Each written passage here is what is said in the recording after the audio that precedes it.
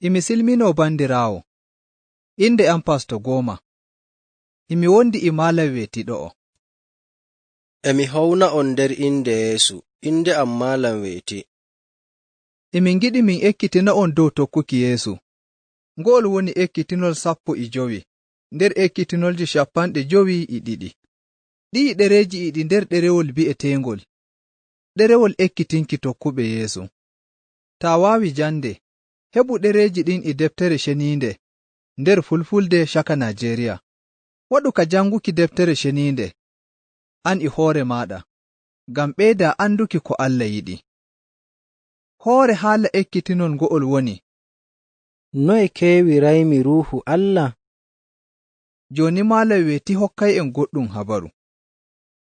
Matiw suurawol 22 ayaare 35 e ayaare 59 yaaki ayaare 52. Ayaaje ɗen kolli ko ɗum nanga Yeesu ɗum waramo dow gafaangal. O waggini tokkuɓe mo 12 dow ko heɓatamo. O wi'iɓe ɓe fuu ɓe doggay ɓe alamo ngam kulol. Bitrus wi'ay andamo nde 3. Amma Bitrus yeddi wi'i, ko ɗum wardayyam e maɗa, mi wi'ata mi andama. Fuu e non gaɗa ɗum nangi Yeesu ɗum dillidi e makko, sey kulol kallungol nangi Bitrus o wi'i o anda Yeesu haa nde 3. Gaɗa Yeesu maayi dow gafaangal, o ummake o so'ake dow o lildoyi Ruuhu Allah ngam ɗum hokka tokkuɓe mo bawɗe nonno o waɗuno alkawal. Nder kuuɗe lilaaɓe suurawol 9 ɗum nangi Bitrus e Yahaya, ɗum yaariɓe yeeso mawɗo ardiiɓe diina e mawɓe gooduɓe laamu ngam e ɓe nga'ajina e ɓe njamɗitina nder inde Yeesu. E ngel ɗon carel Bitrus e heewi Ruuhu Allah. O meti ɓernde go'o, o wa'ajinani gooduɓe laamu e fuu yimɓe koriiɓe kulol wala. Bitrus kuluɗo wi'a surbaajo pamaro korɗo e mo andi Yeesu. Joni kanko wa'ajinanta laamiiɓe e mawɓe habaru kisndam nder inde Yeesu Almasiihu ɓernde go'o. Ngam ɗume Bitrus hulata wa'ajinki joni? Ngam ɗum hebbinimo Ruuhu Allah. Ko a andi no ke'wirta Ruuhu Allah? To Malam weti, min getti ɗum habaru. Joni en daray ko deftere sheninde wi'i. Aafisanko'en suurawol 5 ayaare 13 yaaki 21 wi'i, to on nattin ko'e moɗon jaru, ngam ɗum laawol lallere, amma ale Ruuhu Allah heewa on. Cembiɗini ko moye nder moɗon, e gimi Jabuura, e gimi mantuki Jomirawo, e gimi ɗi Allah hokki on nder ɓerɗe. Gimi manton Allah e ɓerɗe moɗon fuu. Ko nde ngette Allah nyaako meɗen mo dow, ngam ko ɗume nder inde Jomirawo meɗen Yeesu Almasiihu. Kokkindire mangu ngam mawninki Almasiihu. Ɗo en gi'i to en nattin ko'e meɗen nder njaru, amma ale Ruuhu Allah heewa en. Ko moye e andi fuu jarɗo njaru e yiltoto, hakkiilo makko alaymo, nyumo makko wumay. Amma neɗɗo kewuɗo Ruuhu Allah bo, o waɗay jonde kulol Allah, o ɗaɓɓitay waɗuki ko Allah yiɗi o waɗa nder jonde makko. O sembiɗinay ko moye nder kawtal tokkuɓe Yeesu, e gimi Jabuura, e gimi mantuki Jomirawo, e gimi ɗi Allah hokkimo nder ɓernde. O yimay gimi mantuki Allah nder ɓernde makko. Ko nde o yettay Allah nyaako meɗen mo dow, ngam ko ɗume nder inde Jomirawo meɗen Yeesu Almasiihu. O hokkay ko moye nder kawtal ngal mangu ngam mawninki Almasiihu. To Pastor min getti. Ɗon ma Galatiyanko e suurawol 9 ayaare 19 yaaki ayaare 25 wi'i, ko mbimi woni, gaɗe jonde moɗon no Ruuhu Allah holliri on, nden on gaɗata ko suunoji ɓalli moɗon giɗi, ngam ko ɓalli meɗen giɗi e wanya ko Ruuhu Allah yiɗi, non ma ko Ruuhu Allah yiɗi e wanya ko ɓalli meɗen giɗi. Fii ɗiɗin ɗu'um e ɗum wanywantira, ngam to mbawon waɗuki ko giɗɗon waɗuki. Amma to on gaɗa ko Ruuhu Allah wi'i on gaɗon, on ngala ley laamu Attawra. ko ɓandu neɗɗo yiɗi waɗuki e njayri ɗum woni e woodi waɗuki njenu, e waɗuki kuuɗe nefniiɗe, e waɗuki ko semtini, e mawninki gunkiiji, e huutirki bawɗe ginni, e wanywayntirki, e hawre e yiɗuki ko jeyaayi, e monnuki, e yidde hoore, e holluki feerootirol, e wadduki sendirki, e lawliiru, e yiltaaki, e yarki njaru yiltoo haa waɗa ko halli, e waɗuki goɗɗe kuuɗe iri ɗe'e. E mi wi'a'on non no mbiinoomi'on ndenno, kuwooɓe iri kuuɗe ɗe'e ɓe keɓataa nattuki laamu Allah. Ammaa Ruuhu Allah e wadda yidde, e welwelo, e jonde jam, e munyal, e yurmeende, e ngikku boɗɗum, e waɗuki goonga, e leynuki hoore, e suruki hoore. Walaa dooka ganyuɗum kuuɗe ɗe'e. Yimɓe ɓe Yeesu Almasiihu jeyi, ɓe mbarii kuuɗe kalluɗe ɗe ɓandu e huusuunooji mayru dow gafaangal, waato ɓe cendiri e majjum. Nde Ruuhu Allah hokki en yonki, en ngaɗu jonde no ɗum holliri en. Ɗe aayaaje kolli en to en ngaɗa jonde nder Ruuhu Allah, nden en ngaɗataa ko suunooji ɓalli meɗen giɗi, ngam Ruuhu Allah e wadda yidde, e welwelo, e jonde jam, e munyal, e yurmeende, e ngikku boɗɗum, e waɗuki goonga, e leynuki hoore, e suruki hoore. Ammaa to en ngaɗataa jonde nder Ruuhu Allah, en ngaɗay ko suunooji ɓalli meɗen giɗi.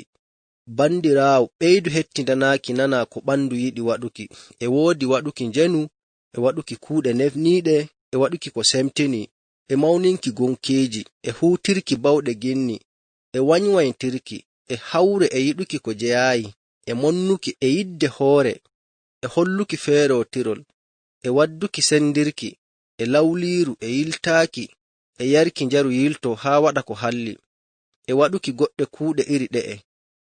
To e woodi ko ngaɗataa nder ɗe'e kuuɗe ɓandu, e haani ala, ngam wolde Allah holli en fuu gaɗayɗo ira ɗe'e kuuɗe o nattataa laamu Allah. To, fii kulniiɗum, mi janganay en Afisanko'en suurawol nayaɓol, aayaare 25 yaaki 32. Aayaaje ɗen mbi'i, ngam maajum, alee fewre, koo moye mooɗon doole wi'a bandirawo muɗum goonga, ngam en fuu en ngartii bo ɓandu go'o nder tokkuki Yeesu. Taa monni, taa jaɓu monnere nden waɗuma ngaɗa ko wooɗa. Taa alu naange yana a monni, nden taa alu sheeɗan yaaruma to ngaɗataa ko wooɗa. Koo moye gujjo doole ala nguyka, ammaa o huutira juuɗe makko o huwa kuugal bongal, ngam o heɓa goɗɗum ɗum o hokkorta ɓe ngalana. To on alu wokka haala kalluka wurto nder konduɗe moɗon, ammaa sey ni haala njama mballayka yimɓe nanayɓe on, cembiɗina ɓerɗe maɓɓe. Paame to metti nanon Ruuhu Allah ɓernde, ngam Allah hokki on ɗum ngam holla onon ɗum ɓe makko, nden nyalde jaango on kisay. Ale ko iri ndeye monnere, i mettinki ɓernde, i monnanki woɓɓe, i hawre, i huthuttirki, i waɗuki ko iri ndeye hallende. Giɗindire, njurmindire hakkunde moɗon, njaafotire, non no Allah yaaforani on barka Almasiihu. Nden suurawol 5 aayaare 1 yaaki 4 wi'i, nde onon ngoni ɓiɓɓe ɓe Allah yiɗi, ekkite iri ngikku makko nder jonde moɗon, ngaɗe jonde yidde, non no Almasiihu yiɗiri en, hokki yonki muɗum ngam meɗen. O warti cakkiri nde Allah nani belɗum mayri bo urde welde. Nde onon on yimɓe Allah, haana ɗum inna goɗɗum ngikku kalluɗum nder moɗon, bo njeenu, ko suuno fii ɗum on njeyaayi. Non ma to ɗum tawa haala kalluka ko boliiɗe ɗe haana e ciya hakkiilo hakkunde moɗon, ngam ɗum haana, ammaa e ngaɗon non, igga ngaɗon ka yettuki Allah. Ruuhu Allah yiɗa ko iri ɗume hakke. Taa waɗi hakke, Ruuhu Allah gonɗum nder maaɗa nanataa belɗum. A wonnay sumpo maaɗa e Ruuhu ɗum. Ammaa taa wi'i Allah hakke ɗum ngaɗuɗa, toriɗaamo o yaafanoma, Ruuhu ɗum nanay belɗum. Goɗɗum hakke innaaɗum nder aayaaje ɗe'e mettinanojum Ruuhu Allah ɓernde woni monnere, e mettinki ɓernde, e monnanki woɓɓe, e hawre, e huthuttirki, e waɗuki ko iri ndeye hallende. nde en ɓiɓɓe Allah e haani giɗindiren, njurmindiren, njaafotiren, non no Allah yaafurani en barka almasiihu. Ekkitoɗen iri ngikku makko nder jonde meɗen. Ngaɗen ko mbaaweten waɗuki, ale waɗuki hakke, nden ngaɗen jonde yidde. Raa ayaare tokkitaaki heyre. Mi jangaynde joni, tokkita ko mbi'aymi. Galatiyanko'en suurawol 5 ayaaje 22 yaaki 23. Ayaaje ɗen mbi'i, amma Ruuhu Allah e wadda yidde, e welwelo, e jonde jam, e munyal, e yurmende, e ngikku boɗɗum, e waɗuki goonga, e leynuki hoore, e suruki hoore. Walaa doka ganyuɗum kuuɗe ɗe'e. To malam weeti, e woodi ko giɗɗa kettindani ɓe'en ɓeyda faamuki dow ɗu'um? Bandiraawo, a andi ko woni ma'ana heewuki Ruuhu Allah? Ta a heewi Ruuhu Allah, to a waaway tokkuki Yeesu boɗɗum. Ma'ana heewuki Ruuhu Allah woni Ruuhu Allah laamo jonde maaɗa, o waɗa ko o yiɗi nder jonde maaɗa. Neɗɗo e heɓa Ruuhu Allah sharengel o jaɓi o tokka Yeesu. Ta a yiɗi keewa Ruuhu Allah doole nyuma dow fuu hakke ɗum ngaɗuɗa, nden mbi'a Allah hakke ɗum baawataa siftorki. Tora Ruuhu Allah walluma siftora ko iri ɗume hakke ɗum ngaɗuɗa, nden toroɗa Allah yaafuma fuu hakke ɗum. Gaɗa majjum kooloɗa Allah yaafanakema fuu hakke ɗum. Yahaya ɗerewol arandewol suurawol arandewol ayaare 9 wi'i, amma to en mbi'i Allah hakke ɗum ngaɗuɗen, o yaafanto en hakke meɗen, o loota en diga ko wooɗa ɗum ngaɗuɗen, ngam kanko o kebbino alkawal e mo woodi aadilaaku. Tora Ruuhu Allah heewa ɓernde maɗa, hoola a heewi Ruuhu Allah. Ta mantora no gonɗa e no nanata. Nyamru yeeso e tokkuki ko wolde Allah wi'i. Sharengel ngaɗata do'aare tora Allah o hebbinma Ruuhu makko, ngam baawa waɗuki jonde iri nde tokkuɗo Yeesu, gooduɗo jaalorgal. Sharengel kewuɗa Ruuhu Allah a anday a waaway heɓuki jaalorgal dow hakke, nden a waaway tokkuki Yeesu no haani. Ta waɗu kammunde a nanay belɗum ko nde, ngam Allah hebbinima Ruuhu makko. Nanki welwelo nder ɓernde e nanki belɗum ɗum bar jaari tokkuki wolde Allah. Ɗon ma, ko waɗi ɗum heɓata shiya famfamtirki dow heewuki Ruuhu Allah, kanjum woni, yimɓe e nyuma, waɗuki ko hayɗini, e nanki welwelo, holli e ɓe keewi Ruuhu Allah.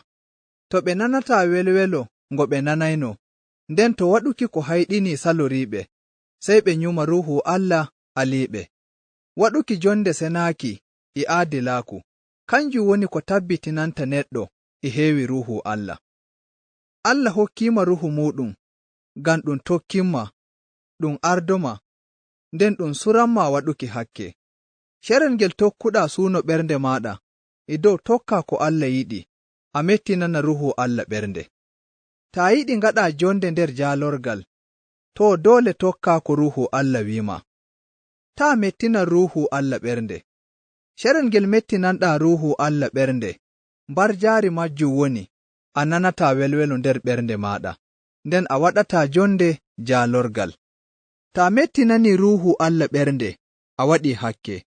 Non ma ta waɗi hakke, a mettinani Ruuhu Allah ɓernde, sey tuubana Allah, nden toroɗa Ruuhu Allah, heewuma, mo'inanma ngikku. Woɓɓe koshi wiiki, heewuki Ruuhu Allah, kanjum woni bawɗe metuki nder goɗɗe ɗemɗe ɗe ɓe anda, e waɗuki annabaaku, ko waɗuki goɗɗum ko hayɗini. Amma Galatiyanko'en suurawol 5 ayaare 22 yaaki 23 holli ko hollata neɗɗo e woodi Ruuhu Allah, kanjum woni wooduki ngikku ɗum Ruuhu Allah hokkata tokkuɓe Yeesu. A woodi ngikku ɗum Ruuhu Allah hokkata? Waɗu do'aare ko ndeye, Allah hebbinma Ruuhu makko.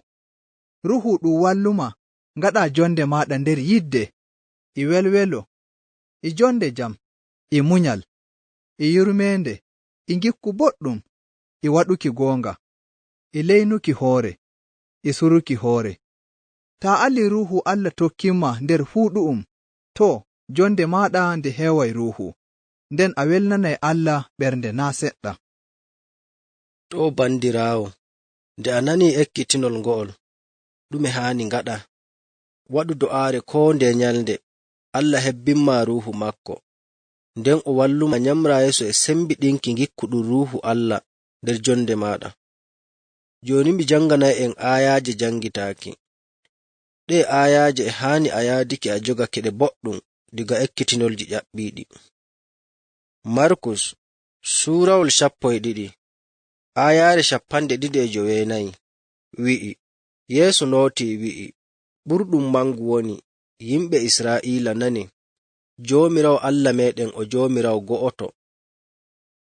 Nden ɗerewol Timooti arandewol suurawol arandewol ayaare 12 wi'i, o laamiiɗo haa abada, o walaa keerol, o yi'ataako, kanko tan woni Allah, mangu e teddungal tabbita to makko haa abada.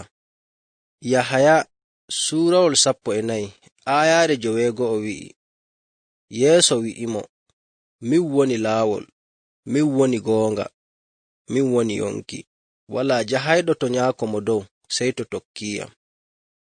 Nden Biiturus ɗerewol arandewol suurawol 2 ayaare 24 wi'i, kanko e hoore makko jaɓi o yowane hakke ɗum gaɗuɗen, o ɓile dow gafaangal. O waɗu non ngal laawol mayde makko alen waɗuki hakke, jooɗooɗen jonde aadilaaku. Non no wonde ayaare wi'i, barka nawnooɗe makko on jamɗiti. Kadi Maatiw suurawol 19 ayaare 22 wi'i, ngam ɓii neɗɗo waray nder teddungal nyaako muɗum mo dow, e malaa'ika en makko, o waatanay koo moye ko waɗi. Sey Aafisanko en suurawol arandewol ayaare 13 wi'i, onon ma on garti yimɓe Allah, sharel ko nanɗon wolde goonga, waato habaru belɗum dow Yeesu, gaddan ɗum on kisdam, on koolake mo, Allah bo hokki on Ruuhu muɗum, ɗum o waɗanno on alkawal. Ruuhu ɗum holli on gartiɓe makko. Raa ayaare tokkitaaki heyre, mi jangaynde joni, tokkita ko mbi'aymi. Galatiyanko'en suurawol 2 ayaare 22 yaaki ayaare 23 wi'i, amma Ruuhu Allah e wadda yidde, e welwelo, e jonde jam, e munyal, e yurmeende, e ngikku boɗɗum, e waɗuki goonga. To bandiraawo, min ngari re'irde ekkitinol 15, na en kawri ekkitinol garaygol. Allah barkiɗina on, ɓeydana on faamu e andal nder tokkuki Yeesu. Min getti.